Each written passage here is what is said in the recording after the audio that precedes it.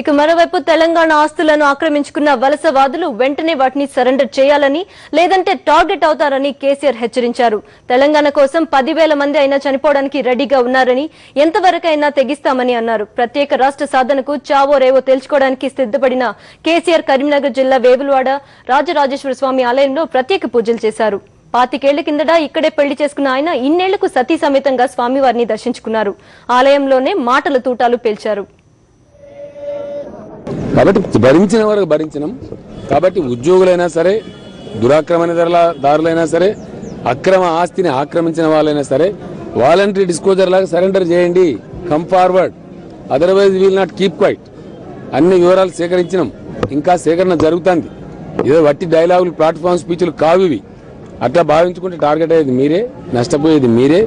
కాబట్టి అనవసరంగా మీ ఆంధ్ర మేధావులు ఈ లగడపాట్లు బిగడపాట్లు ఇటువంటి చిల్లరగాళ్ళ మాటలు నమ్మి మీ బతుకులు బలి చేసుకోవద్దు. తెలంగాణ ప్రేమగల గడ్డ. ఏమంటాం మనం కూర్చొని అన్నం తింటుండే కూడా నచ్చింది అనుకో, దోస్తో చుట్టమో అనగాడో తమ్ముడో వచ్చినకో ఏమంటాం మనం? ఏ బుక్కడ నిందురా అంటాం. అదే వాళ్ళైతే మీరు భోంచేసి వచ్చారా, వ్యాపారం ఉంటుంది వాళ్ళ దాంట్లో, మా దాంట్లో ఆత్మీయ అంటాం. ఉన్న బుక్కడ అన్నంలో పంచుకొని తింటాం. అది తెలంగాణ ఆత్మీయత. మిమ్మల్ని బతకొద్దని మేము అంటలేము. ఎవరు బతకడానికి వచ్చిందో బతకండి, ఎవరు పొట్ట పోసుకోవడానికి వచ్చిందో పొట్ట పోసుకోండి. కానీ మా పొట్ట మీద కొడితే మాత్రం పొట్టలు పగిలేదాకా కొడతాం, తరుముతాం. అది మాత్రం తప్పదు.